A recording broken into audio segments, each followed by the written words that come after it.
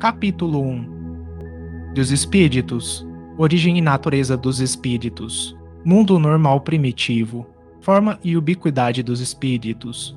Perispírito, diferentes ordens de espíritos. Escala espírita. Terceira ordem, espíritos imperfeitos. Segunda ordem, bons espíritos. Primeira ordem, espíritos puros. Progressão dos espíritos. Anjos e demônios. Origem e natureza dos espíritos. Pergunta 76. Que definição se pode dar dos espíritos? Resposta: pode dizer-se que os espíritos são seres inteligentes da criação. Povoam o universo fora do mundo material. Nota: a palavra espírito é empregada aqui para designar as individualidades dos seres extracorpóreos e não mais o elemento inteligente do universo. Pergunta 77. Os espíritos são seres distintos da divindade ou serão simples emanações ou porções desta e, por isto, denominados filhos de Deus? Resposta: meu Deus. São obra de Deus, exatamente como uma máquina é do homem que a fabrica. Esta máquina é a obra do homem, não é o próprio homem. Sabes que, quando faz alguma coisa bela, útil, o homem lhe chama sua filha, criação sua. Pois bem, o mesmo se dá com relação a Deus. Somos seus filhos, pois que somos obra sua. Pergunta 78. Os espíritos tiveram princípio ou existem, como Deus, de toda a eternidade? Resposta: se não tivessem tido princípio, seriam iguais a Deus, quando, ao invés, são criação sua e se acham submetidos à sua vontade. Deus existe de toda a eternidade, é incontestável. Quanto, porém, ao modo por que nos criou e em que momento o fez, nada sabemos. Podes dizer que não tivemos princípio, se quiseres com isso significar que, sendo eterno, Deus há de ter sempre criado ininterruptamente. Mas quando e como cada um de nós foi feito, repito-te, nenhum sabe, aí é que está o mistério. Pergunta 79. Pois que há dois elementos gerais no universo, o elemento inteligente e o elemento material. Poder-se-á dizer que os espíritos são formados do elemento inteligente, como os corpos inertes o são do elemento material? Resposta: evidentemente. Os espíritos são a individualização do princípio inteligente, como os corpos são a individualização do princípio material. A época e o modo por que essa formação se operou é que são desconhecidos. Pergunta 80. A criação dos espíritos é permanente ou só se deu na origem dos tempos? Resposta: é permanente. Quer dizer, Deus jamais deixou de criar. Pergunta 81. Os espíritos se formam espontaneamente ou procedem uns dos outros? Resposta: Deus os cria, como a todas as outras criaturas, pela sua vontade. Mas repito ainda uma vez, a origem deles é mistério. Pergunta 82. Será certo dizer-se que os espíritos são imateriais? Resposta: como se pode definir uma coisa quando faltam termos de comparação e com uma linguagem deficiente? Pode um cego de nascença definir a luz? Imaterial não é bem o termo, incorpóreo seria mais exato, pois deves compreender que, sendo uma criação, o espírito há de ser alguma coisa. É a matéria quintessenciada, mas sem analogia para vós outros, e tão etérea que escapa inteiramente ao alcance dos vossos sentidos. Dizemos que os espíritos são imateriais, porque, pela sua essência, diferem de tudo o que conhecemos sob o nome de matéria. Um povo de cegos careceria de termos para exprimir a luz e seus efeitos. Cego de nascença se julga capaz de todas as percepções pelo ouvido, pelo olfato, pelo paladar e pelo tato. Não compreende as ideias que só lhe poderiam ser dadas pelo sentido que lhe falta. Nós outros somos verdadeiros cegos com relação à essência dos seres sobre-humanos. Não os podemos definir senão por meio de comparações sempre imperfeitas ou por um esforço da imaginação. Pergunta 83. Os espíritos têm fim? Compreende-se que seja eterno o princípio de onde eles emanam, mas o que perguntamos é se suas individualidades têm um termo e se, em dado tempo, mais ou menos longo, o elemento de que são formados não se dissemina e volta à massa donde saiu, como sucede com os corpos materiais. É difícil de conceber-se que uma coisa que teve começo possa não ter fim. Resposta: há muitas coisas que não compreendeis, porque tendes limitada inteligência. Isso, porém, não é razão para que as repilais. O filho não compreende tudo que a seu pai é compreensível, nem o ignorante tudo que o sábio apreende. Dizemos que a existência dos espíritos não tem fim. É tudo o que podemos, por agora, dizer. Mundo normal primitivo. Pergunta 84. Os espíritos constituem um mundo à parte, fora daquele que vemos? Resposta: sim, o mundo dos espíritos ou das inteligências incorpóreas. Pergunta 85. Qual dos dois, o mundo espírita ou o mundo corpóreo, é o principal na ordem das coisas? Resposta: o mundo espírita, que preexiste e sobrevive a tudo. Pergunta 86. O mundo corporal poderia deixar de existir ou nunca ter existido, sem que isso alterasse a essência do mundo espírita? Resposta: de certo. Eles são independentes, contudo, é incessante a correlação entre ambos, porquanto um sobre o outro incessantemente reagem. Pergunta 87. Ocupam os espíritos uma região determinada e circunscrita no espaço? Resposta: estão por toda parte. Povoam infinitamente os espaços infinitos. Tendes muitos deles de contínuo a vosso lado, observando-vos e sobre vós atuando, sem o perceberdes, pois que os espíritos são uma das potências da natureza e os instrumentos de que Deus se serve para a execução de seus desígnios providenciais. Nem todos, porém, vão a toda parte, por isso que há regiões interditas aos menos adiantados. Forma e ubiquidade dos espíritos. Pergunta 88. Os espíritos têm forma determinada, limitada e constante? Resposta: para vós, não. Para nós, sim. O espírito é, se quiserdes, uma chama, um clarão ou uma centelha etérea. Pergunta 88A. Essa chama ou centelha tem cor? Resposta: tem uma cor que, para vós, vai do escuro ao brilho do rubi, conforme o espírito é mais ou menos puro. Representam-se de ordinário os gênios com uma chama ou estrela na fronte. É uma alegoria que lembra a natureza essencial dos espíritos. Colocam-na no alto da cabeça porque aí está a sede da inteligência. Pergunta 89. Os espíritos gastam algum tempo para percorrer o espaço? Resposta: sim, mas fazendo com a rapidez do pensamento. Pergunta 89A. O pensamento não é a própria alma que se transporta? Resposta: quando o pensamento está em alguma parte, a alma também aí está, pois que é a alma que pensa. O pensamento é um atributo. Pergunta 90. O espírito que se transporta de um lugar a outro tem consciência da distância que percorre e dos espaços que atravessa ou é subitamente transportado ao lugar aonde quer ir? Resposta: dá-se uma e outra coisa. O espírito pode perfeitamente, se o quiser, inteirar-se da distância que percorre, mas também essa distância pode desaparecer completamente, dependendo isso da sua vontade, bem como da sua natureza mais ou menos depurada. Pergunta 91. A matéria opõe obstáculo aos espíritos? Resposta: nenhum, eles passam através de tudo. O ar, a terra, as águas e até mesmo o fogo lhes são igualmente acessíveis. Pergunta 92. Tem os espíritos o dom da ubiquidade? Por outras palavras, um espírito pode dividir-se ou existir em muitos pontos ao mesmo tempo? Resposta: não pode haver divisão de um mesmo espírito, mas cada um é um centro que irradia para diversos lados.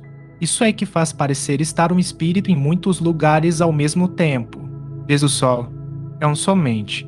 No entanto, irradia em todos os sentidos e leva muito longe os seus raios. Contudo, não se divide.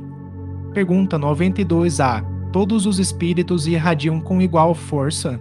Resposta: longe disso. Essa força depende do grau de pureza de cada um. Cada espírito é uma unidade indivisível, mas cada um pode lançar seus pensamentos para diversos lados, sem que se fracione para tal efeito.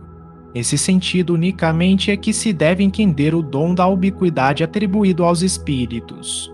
Dá-se com eles o que se dá com uma centelha, que projeta longe a sua claridade e pode ser percebida de todos os pontos do horizonte, ou, ainda, o que se dá com um homem que, sem mudar de lugar e sem se fracionar, transmite ordens, sinais e movimento a diferentes pontos.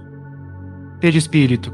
Pergunta 93. O espírito, propriamente dito, nenhuma cobertura tem ou, como pretendem alguns, está sempre envolto numa substância qualquer? Resposta: envolve uma substância vaporosa para os teus olhos, mas ainda bastante grosseira para nós, assaz vaporosa, entretanto, para poder elevar-se na atmosfera e transportar-se aonde queira, envolvendo o germe de um fruto ao perisperma. Do mesmo modo, uma substância que, por comparação, se pode chamar perispírito, serve de envoltório ao espírito propriamente dito. Pergunta 94. De onde tira o espírito seu invólucro semimaterial? Resposta: do fluido universal de cada globo, razão porque não é idêntico em todos os mundos. Passando de um mundo a outro, o espírito muda de envoltório, como mudais de roupa. Pergunta 94A. Assim, quando os espíritos que habitam mundos superiores vêm ao nosso meio, tomam um perispírito mais grosseiro? Resposta: é necessário que se revistam da vossa matéria, já o dissemos. Pergunta 95. O invólucro semimaterial do espírito tem formas determinadas e pode ser perceptível? Resposta: tem a forma que o espírito queira. É assim que este vos aparece algumas vezes, quer em sonho, quer no estado de vigília, e que pode tomar forma visível, mesmo palpável. Diferentes ordens de espíritos. Pergunta 96. São iguais os espíritos, ou há entre eles qualquer hierarquia? Resposta: são de diferentes ordens, conforme o grau de perfeição que tenham alcançado. Pergunta 97. As ordens ou graus de perfeição dos espíritos são em número determinado? Resposta: são ilimitadas em número, porque entre elas não há linhas de demarcação traçadas como barreiras, de sorte que as divisões podem ser multiplicadas ou restringidas livremente. Todavia, considerando-se os caracteres gerais dos espíritos, elas podem reduzir-se a 3 principais. Na primeira, colocar-se-ão os que atingiram a perfeição máxima, os puros espíritos. Formam a segunda os que chegaram ao meio da escala, o desejo do bem é o que neles predomina. Pertencerão a terceira os que ainda se acham na parte inferior da escala, os espíritos imperfeitos. A ignorância, o desejo do mal e todas as paixões más que lhes retardam o progresso, isso que os caracteriza. Pergunta 98. Os espíritos da segunda ordem, para os quais o bem constitui a preocupação dominante, têm o poder de praticá-lo? Resposta: cada um deles dispõe desse poder, de acordo com o grau de perfeição a que chegou. Assim, uns possuem a ciência, outros a sabedoria e a bondade. Todos, porém, ainda têm que sofrer provas. Pergunta 99. Os da terceira ordem são todos essencialmente maus? Resposta: não. Uns que não fazem nem o mal nem o bem. Outros, ao contrário, se comprazem no mal e ficam satisfeitos quando se lhes depara a ocasião de praticá-lo. Há também os levianos ou estovados, mais perturbadores do que malírios, que se comprazem antes na malícia do que na malvadez e cujo prazer consiste em mistificar e causar pequenas contrariedades, de que se riem. Escala espírita. Pergunta 100. Observações preliminares. A classificação dos espíritos se baseia no grau de adiantamento deles, nas qualidades que já adquiriram e nas imperfeições de que ainda terão de despojar-se. Esta classificação, aliás, nada tem de absoluta. Apenas no seu conjunto cada categoria apresenta caráter definido. De um grau a outro a transição é insensível e, nos limites extremos, os matizes se apagam, como nos reinos da natureza, como nas cores do arco-íris, ou, também, como nos diferentes períodos da vida do homem. Podem, pois, formar-se maior ou menor número de classes, conforme o ponto de vista donde se considere a questão. Dá-se aqui o que se dá com todos os sistemas de classificação científica que podem ser mais ou menos completos, mais ou menos racionais, mais ou menos cômodos para a inteligência. Sejam, porém, quais forem, em nada alteram as bases da ciência. Assim, é natural que, inquiridos sobre este ponto, hajam os espíritos divergido quanto ao número das categorias, sem que isto tenha valor algum. Entretanto, não faltou quem se agarrasse a esta contradição aparente, sem refletir que os espíritos nenhuma importância ligam ao que é puramente convencional. Para eles, o pensamento é tudo.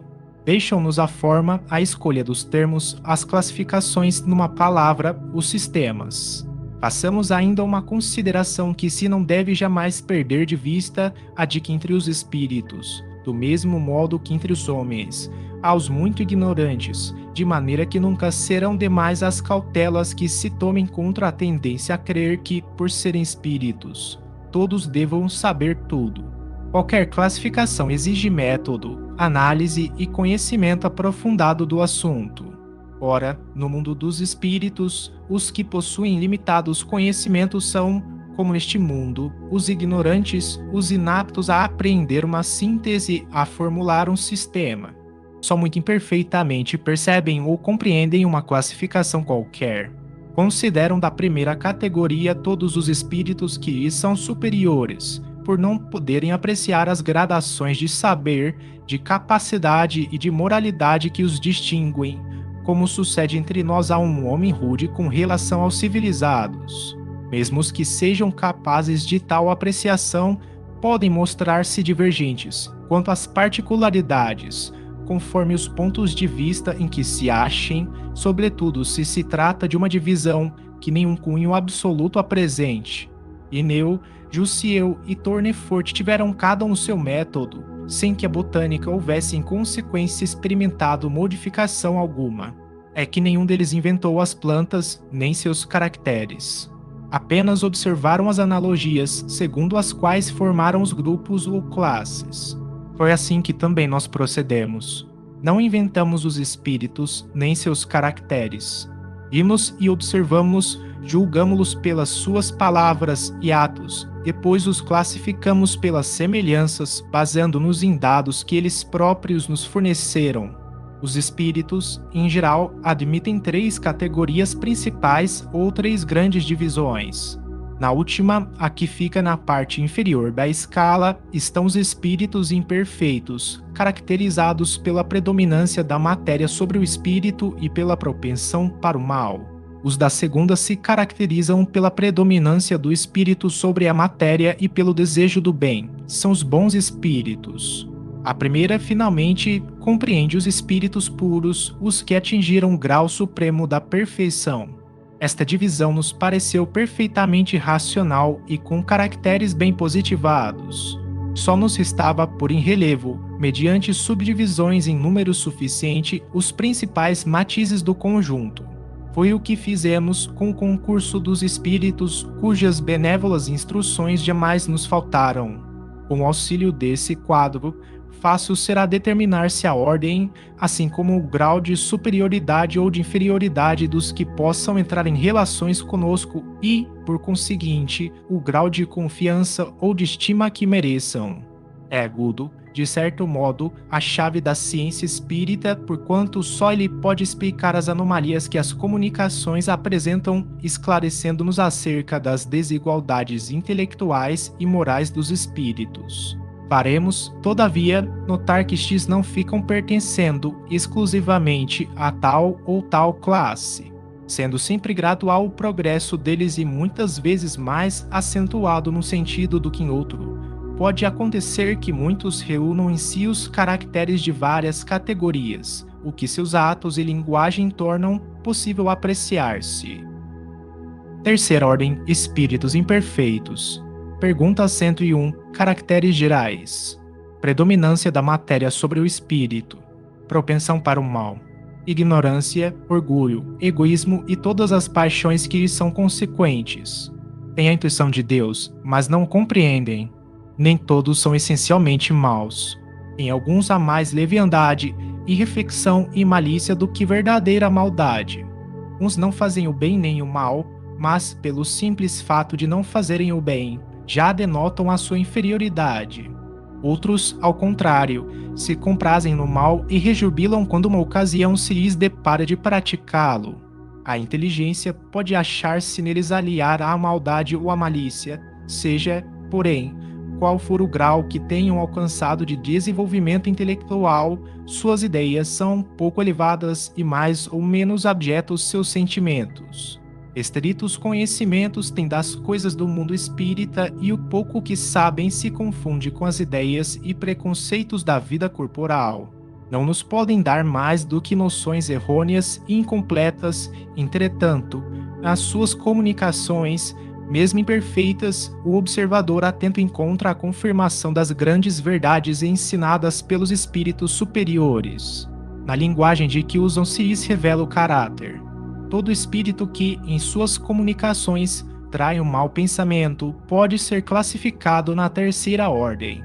Conseguintemente, todo mau pensamento que nos é sugerido vem de um espírito desta ordem. Eles veem a felicidade dos bons e esse espetáculo lhes constitui incessante tormento, porque os faz experimentar todas as angústias que a inveja e o ciúme podem causar. Conservam a lembrança e a percepção dos sofrimentos da vida corpórea e essa impressão é muitas vezes mais penosa do que a realidade. Sofrem, pois, verdadeiramente, pelos males de que padeceram em vida e pelos que ocasionam aos outros. É como sofrem por longo tempo, julgam que sofrerão para sempre. Deus, para puni-los, quer que assim julguem. Podem compor 5 classes principais. Pergunta 102, 10ª classe. Espíritos impuros. São inclinados ao mal de que fazem objeto de suas preocupações. Como espíritos, dão conselhos pérfidos, sopram a discórdia e a desconfiança e se mascaram de todas as maneiras para melhor enganar. Ligam-se aos homens de caráter bastante fraco para cederem às suas sugestões, a fim de induzi-los à perdição, satisfeitos com conseguirem retardar isso o adiantamento, fazendo-os sucumbir nas provas por que passam. Nas manifestações, os espíritos se dão a conhecer pela linguagem. A trivialidade e a grosseria das expressões, neles, como nos homens, é sempre indício de inferioridade moral, mas também intelectual. Suas comunicações exprimem a baixeza de seus pendores e, se tentam iludir, falando com sensatez, não conseguem sustentar por muito tempo o papel e acabam sempre por se traírem. Alguns povos os arvoraram em divindades maléficas, outros os designam pelos nomes de demônios, maus gênios, espíritos do mal. Quando encarnados, os seres vivos que lhes constituem se mostram propensos a todos os vícios geradores das paixões vis e degradantes, a sensualidade, a crueldade, a felonia, a hipocrisia, a cupidez, a avareza sórdida. Fazem o mal por prazer, as mais das vezes sem motivo, e, por ódio ao bem, quase sempre escolhem suas vítimas entre as pessoas honestas. São flagelos para a humanidade, pouco importando a categoria social a que pertençam, e o verniz da civilização não os forra ao opróbrio e à ignomínia. Pergunta 103, 9ª classe. Espíritos levianos. São ignorantes, maliciosos, irrefletidos e zombeteiros. Metem-se em tudo, a tudo respondem, sem se incomodarem com a verdade. Gostam de causar pequenos desgostos e ligeiras alegrias, de intrigar, de induzir maldosamente em erro por meio de mistificações e de espertezas.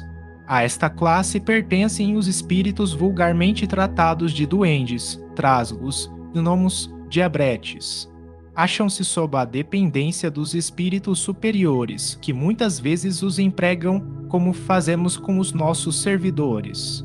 Em suas comunicações com os homens, a linguagem de que se servem é a miúde, espirituosa e faceta, mas quase sempre sem profundeza de ideias. Aproveitam-se das esquisitices e dos ridículos humanos e os apreciam mordazes e satíricos. Se tomam nomes supostos, é mais por malícia do que por maldade. Pergunta 104, 8ª classe. Espíritos pseudo-sábios. Dispõem de conhecimentos bastante amplos, porém, creem saber mais do que realmente sabem. Tendo realizado alguns progressos sob diversos pontos de vista, a linguagem deles aparenta um cunho de seriedade, de natureza a iludir com respeito às suas capacidades ilusas. Mas, em geral, isso não passa de reflexo dos preconceitos e ideias sistemáticas que nutriam na vida terrena. É uma mistura de algumas verdades com os erros mais absurdos, dos quais penetram a presunção, o orgulho, o ciúme e a obstinação de que ainda não puderam despir-se. Pergunta 105, sétima classe. Espíritos neutros. Nem bastante bons para fazerem o bem, nem bastante maus para fazerem o mal. Pendem tanto para um como para o outro e não ultrapassam a condição comum da humanidade, quer no que concerne ao moral, quer no que toca à inteligência.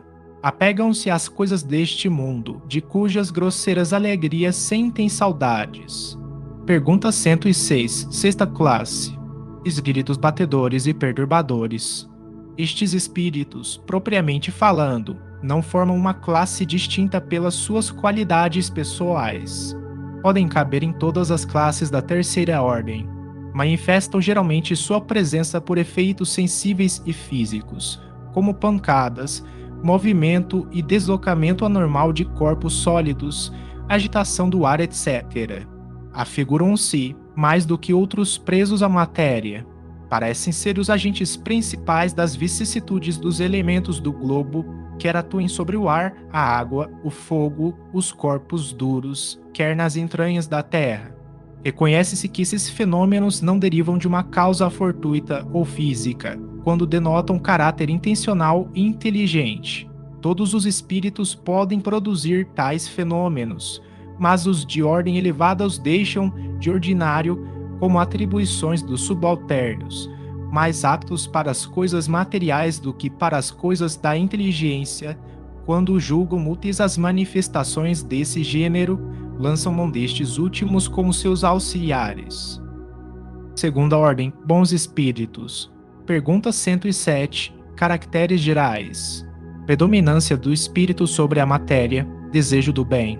Suas qualidades e poderes para o bem estão em relação com o grau de adiantamento que hajam alcançado. Uns têm a ciência, outros a sabedoria e a bondade. Os mais adiantados reúnem o saber as qualidades morais. Não estando ainda completamente desmaterializados, conservam mais ou menos, conforme a categoria que ocupem, os traços da existência corporal, assim na forma da linguagem como nos hábitos, entre os quais se descobrem mesmo algumas de suas manias. De outro modo, seriam espíritos perfeitos. Compreendem Deus e o infinito e já gozam da felicidade dos bons. São felizes pelo bem que fazem e pelo mal que impedem. O amor que os une lhes é fonte de inefável ventura, que não tem a perturbá-la nem a inveja, nem os remorsos, nem nenhuma das más paixões que constituem o tormento dos espíritos imperfeitos. Todos, entretanto, ainda têm que passar por provas, até que atinjam a perfeição. Como espíritos, suscitam bons pensamentos, desviam os homens da senda do mal, protegem na vida os que se lhes mostram dignos de proteção e neutralizam a influência dos espíritos imperfeitos sobre aqueles a quem não lhes é grato sofrê-la. Quando encarnados, são bondosos e benevolentes com seus semelhantes. Não os movem o orgulho, nem o egoísmo ou a ambição. Não experimentam ódio, rancor, inveja ou ciúme e fazem o bem pelo bem. A esta ordem pertencem os espíritos designados, nas crenças vulgares, pelos nomes de bons gênios, gênios protetores, espíritos do bem. Em épocas de superstições e de ignorância, eles são sido elevados à categoria de divindades benfazejas. Podem ser divididos em 4 grupos principais. Pergunta 108, quinta classe. Espíritos benévolos. A bondade é neles a qualidade dominante. Apraz-lhes prestar serviço aos homens e protegê-los. Imitados, porém, são os seus conhecimentos. Hão progredido mais no sentido moral do que no sentido intelectual. Pergunta 109, quarta classe. Espíritos sábios. Distinguem-se especialmente pela amplitude de seus conhecimentos. Preocupam-se menos com as questões morais do que com as de natureza científica para as quais têm maior aptidão. Entretanto, só encaram a ciência do ponto de vista da sua utilidade e jamais dominados por quaisquer paixões próprias dos espíritos imperfeitos. Pergunta 110, terceira classe. Espíritos de sabedoria. As qualidades morais da ordem mais elevada são o que os caracteriza. Sem possuírem ilimitados conhecimentos, são dotados de uma capacidade intelectual que lhes faculta juízo reto sobre os homens e as coisas. Pergunta 111, segunda classe. Espíritos superiores. Esses em si reúnem a ciência, a sabedoria e a bondade. Da linguagem que empregam se exala sempre a benevolência, é uma linguagem invariavelmente digna, elevada e, muitas vezes, sublime. Sua superioridade os torna mais aptos do que os outros a nos darem noções exatas sobre as coisas do mundo incorpóreo, dentro dos limites do que é permitido ao homem saber. Comunicam-se complacentemente com os que procuram de boa fé a verdade e cuja alma já está bastante desprendida das ligações terrenas para compreendê-la. Afastam-se, porém, daqueles a quem só a curiosidade impele ou que, por influência da matéria, fogem à prática do bem. Quando, por exceção, encarnam na Terra, é para cumprir missão de progresso e então nos oferecem o tipo da perfeição a que a humanidade pode aspirar neste mundo. Primeira ordem, espíritos puros. Pergunta 112. Caracteres gerais. Nenhuma influência da matéria. Superioridade intelectual e moral absoluta, com relação aos espíritos das outras ordens. Pergunta 113. Primeira classe. Classe única. Os espíritos que a compõem percorreram todos os graus da escala e se despojaram de todas as impurezas da matéria. Tendo alcançado a soma de perfeição de que é suscetível a criatura, não tem mais que sofrer provas, nem expiações. Não estando mais sujeitos à reencarnação em corpos perecíveis, realizam a vida eterna no seio de Deus. Gozam de inalterável felicidade, porque não se acham submetidos às necessidades, nem às vicissitudes da vida material. Essa felicidade, porém, não é de uma ociosidade monótona a transcorrer em perpétua contemplação. Eles são os mensageiros e os ministros de Deus, cujas ordens executam para a manutenção da harmonia universal. Comandam a todos os espíritos que lhes são inferiores, auxiliam-nos na obra de seu aperfeiçoamento e lhes designam as suas missões. Assistir os homens nas suas aflições, concitá-los ao bem ou à expiação das faltas que os conservam distanciados da suprema felicidade, constitui para eles ocupação gratíssima. São designados, às vezes, pelos nomes de anjos, arcanjos ou serafins. Podem os homens pôr-se em comunicação com eles, mas extremamente presunçoso seria aquele que pretendesse tê-los constantemente às suas ordens. Progressão dos espíritos. Pergunta 114. Os espíritos são bons ou maus por natureza, ou são eles mesmos que se melhoram? Resposta: são os próprios espíritos que se melhoram e, melhorando-se, passam de uma ordem inferior para outra mais elevada. Pergunta 115. Dos espíritos, uns terão sido criados bons e outros maus? Resposta: Deus criou todos os espíritos simples e ignorantes, isto é, sem saber. A cada um deu determinada missão, com o fim de esclarecê-los e de os fazer chegar progressivamente à perfeição, pelo conhecimento da verdade, para aproximá-los de si. Nesta perfeição é que eles encontram a pura e eterna felicidade. Passando pelas provas que Deus lhes impõe é que os espíritos adquirem aquele conhecimento. Uns aceitam submissos essas provas e chegam mais depressa à meta que lhes foi destinada. Outros só as suportam lamentando e, pela falta em que desse modo incorrem, permanecem afastados da perfeição e da prometida felicidade. Pergunta 115a. Segundo o que acabais de dizer, os espíritos, em sua origem, seriam como as crianças, ignorantes e inexperientes, só adquirindo pouco a pouco os conhecimentos de que carecem com percorrerem as diferentes fases da vida? Resposta: sim. A comparação é boa. A criança rebelde se conserva ignorante e imperfeita. Seu aproveitamento depende da sua maior ou menor docilidade. Mas a vida do homem tem termo, ao passo que a dos espíritos se prolonga ao infinito. Pergunta 116. Haverá espíritos que se conservem eternamente nas ordens inferiores? Resposta: não, todos se tornarão perfeitos. Mudam de ordem, mas demoradamente, porquanto, como já doutra vez dissemos, um pai justo e misericordioso não pode banir seus filhos para sempre. pretenderias que Deus, tão grande, tão bom, tão justo, fosse pior do que vós mesmos? Pergunta 117. Depende dos espíritos o progredirem mais ou menos rapidamente para a perfeição? Resposta: certamente. Eles alcançam mais ou menos rápido, conforme o desejo que têm de alcançá-la e a submissão que testemunham a vontade de Deus. Uma criança dócil não se instrui mais depressa do que outra recalcitrante. Pergunta 118. Podem os espíritos degenerar? Resposta: não. À medida que avançam, compreendem o que os distanciava da perfeição. Concluindo uma prova, o espírito fica com a ciência que daí veio e não a esquece. Pode permanecer estacionário, mas não retrograda.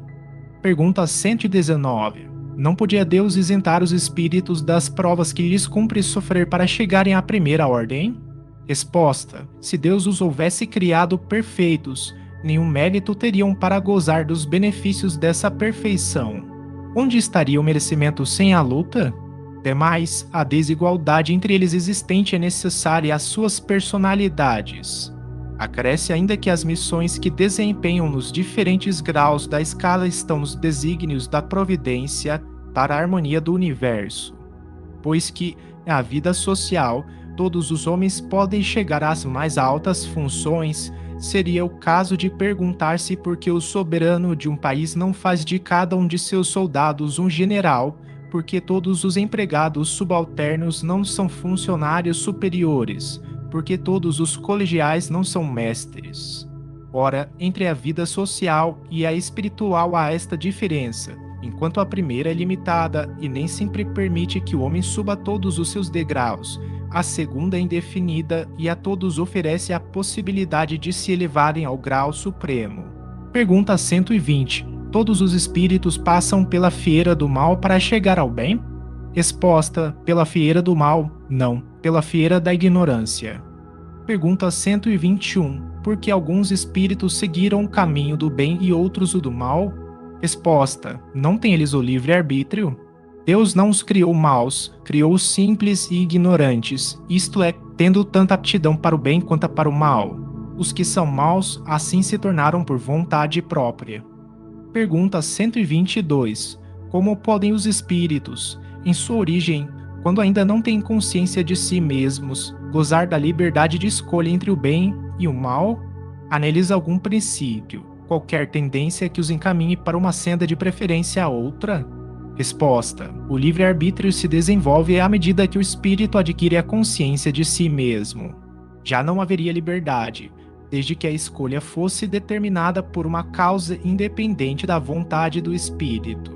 A causa não está nele, está fora dele, nas influências a que cede em virtude da sua livre vontade. É o que se contém na grande figura emblemática da queda do homem e do pecado original. Uns cederam à tentação, outros resistiram. Pergunta 122a. De onde vêm as influências que sobre ele se exercem? Resposta: dos espíritos imperfeitos que procuram apoderar-se dele, dominá-lo e que rejubilam com fazê-lo sucumbir. Foi isso o que se intentou simbolizar na figura de Satanás. Pergunta 122b. Tal influência só se exerce sobre o espírito em sua origem? Resposta: acompanham na sua vida de espírito até que haja conseguido tanto império sobre si mesmo que os maus desistem de obsidiá-lo. Pergunta 123. Por que há Deus permitido que os espíritos possam tomar o caminho do mal? Resposta: como ousais pedir a Deus contas de seus atos? Supondes poder penetrar-lhe os desígnios? Podeis, todavia, dizer o seguinte: a sabedoria de Deus está na liberdade de escolher que ele deixa a cada um, porquanto, assim, cada um tem o mérito de suas obras. Pergunta 124. Pois que há espíritos que desde o princípio seguem o caminho do bem absoluto e outros o do mal absoluto. Deve haver, sem dúvida, gradações entre esses dois extremos. Não. Resposta: sim, certamente, e os que se acham nos graus intermédios constituem a maioria. Pergunta 125. Os espíritos que enveredaram pela senda do mal poderão chegar ao mesmo grau de superioridade que os outros? Resposta: sim, mas as eternidades lhes serão mais longas. Por estas palavras, as eternidades se deve entender a ideia que os espíritos inferiores fazem da perpetuidade de seus sofrimentos, cujo termo não lhes é dado ver, ideia que revive todas as vezes que sucumbem numa prova. Pergunta 126. Chegados ao grau supremo da perfeição, os espíritos que andaram pelo caminho do mal têm, aos olhos de Deus, menos mérito do que os outros. Resposta: Deus olha de igual maneira para os que se transviaram e para os outros, e a todos ama com o mesmo coração. Aqueles são chamados maus porque sucumbiram. Antes não eram mais que simples espíritos. Pergunta 127. Os espíritos são criados iguais quanto às faculdades intelectuais. Resposta: são criados iguais, porém, não sabendo de onde vêm, preciso é que o livre-arbítrio siga seu curso. Eles progridem mais ou menos rapidamente em inteligência como em moralidade. Os espíritos que desde o princípio seguem o caminho do bem nem por isso são espíritos perfeitos. Não têm, é certo, maus pendores, mas precisam adquirir a experiência e os conhecimentos indispensáveis para alcançar a perfeição. Podemos compará-los a crianças que, seja qual for a bondade de seus instintos naturais, necessitam de se desenvolver e esclarecer e que não passam, sem transição, da infância à madureza. Simplesmente, assim como há homens que são bons e outros que são maus desde a infância, também há espíritos que são bons ou maus desde a origem, com a diferença capital de que a criança tem instintos já inteiramente formados, enquanto o espírito, ao formar-se, não é nem bom nem mau, tem todas as tendências e toma uma ou outra direção por efeito do seu livre-arbítrio. Anjos e demônios. Pergunta 128. Os seres a que chamamos anjos, arcanjos, serafins, formam uma categoria especial de natureza diferente da dos outros espíritos. Resposta: não. São os espíritos puros, os que se acham no mais alto grau da escala e reúnem todas as perfeições. A palavra anjo desperta geralmente a ideia de perfeição moral. Entretanto, ela se aplica muitas vezes à designação de todos os seres, bons e maus, que estão fora da humanidade. Diz-se o anjo bom e o anjo mau, o anjo de luz e o anjo das trevas. Neste caso, o termo é sinônimo de espírito ou de gênio. Tomamos-lo aqui na sua melhor acepção. Pergunta 129. Os anjos são percorrido todos os graus da escala? Resposta: percorreram todos os graus, mas do modo que havemos dito, uns, aceitando sem murmurar suas missões, chegaram depressa, outros, gastaram mais ou menos tempo para chegar à perfeição. Pergunta 130. Sendo errônea a opinião dos que admitem a existência de seres criados perfeitos e superiores a todas as outras criaturas, como se explica que essa crença esteja na tradição de quase todos os povos? Resposta: fica sabendo que o mundo onde te achas não existe de toda a eternidade e que, muito tempo antes que ele existisse, já havia espíritos que tinham atingido o grau supremo. Acreditaram os homens que eles eram assim desde todos os tempos. Pergunta 131 a demônios, no sentido que se dará esta palavra? Resposta: se houvesse demônios, seriam obra de Deus. Mas, porventura, Deus seria justo e bom se houvera criado seres destinados eternamente ao mal e a permanecerem eternamente desgraçados? Se há demônios, eles se encontram no mundo inferior em que habitais e em outros semelhantes. São esses homens hipócritas que fazem de um Deus justo um Deus mau e vingativo e que julgam agradá-lo por meio das abominações que praticam em seu nome. A palavra demônio não implica a ideia de espírito mau, senão na sua acepção moderna, porquanto o termo grego daimon, de onde ela derivou, significa gênio, inteligência e se aplicava aos seres incorpóreos, bons ou maus, indistintamente. Por demônios, segundo a acepção vulgar da palavra, se entendem seres essencialmente malfazejos. Como todas as coisas, eles teriam sido criados por Deus. Ora, Deus, que é soberanamente justo e bom, não pode ter criado seres prepostos, por sua natureza, ao mal e condenados por toda a eternidade.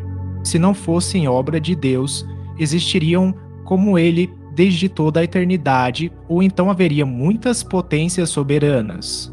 A primeira condição de toda doutrina é ser lógica. Ora, a dos demônios, no sentido absoluto, falta esta base essencial. Concebe-se que povos atrasados, os quais, por desconhecerem os atributos de Deus, admitem em suas crenças divindades maléficas, também admitam demônios. Mas é ilógico e contraditório que quem faz da bondade um dos atributos essenciais de Deus suponha haver-lhe criado seres destinados ao mal e a praticá-lo perpetuamente, porque isso equivale a lhe negar a bondade. Os partidários dos demônios se apoiam nas palavras do Cristo. Não seremos nós quem conteste a autoridade de seus ensinos, que desejáramos ver mais no coração do que na boca dos homens. Porém estarão aqueles partidários certos do sentido que ele dava a esse vocábulo. Não é sabido que a forma alegórica constitui um dos caracteres distintivos da sua linguagem? Dever-se-á tomar ao pé da letra tudo que o Evangelho contém? Não precisamos de outra prova além da que nos fornece esta passagem. Logo após esses dias de aflição, o sol escurecerá e a lua não mais dará sua luz, as estrelas cairão do céu e as potências do céu se abalarão. Em verdade vos digo que esta geração não passará sem que todas estas coisas se tenham cumprido. Mateus, capítulo 24, versículo 29 e 34. Não temos visto a ciência contraditar a forma do texto bíblico no tocante à criação e ao movimento da terra? Não se dará o mesmo com algumas figuras de que se serviu o Cristo, que tinha de falar de acordo com os tempos e os lugares. Não é possível que lhe haja dito conscientemente uma falsidade.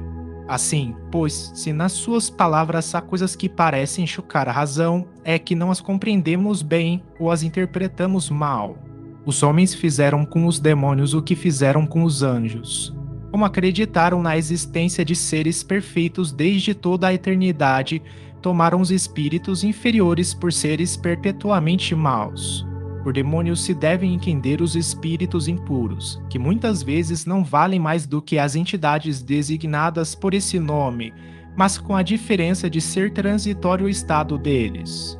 São espíritos imperfeitos, que se rebelam contra as provas que lhes tocam e que, por isso, as sofrem mais longamente, porém que, a seu turno, chegarão a sair daquele estado, quando quiserem.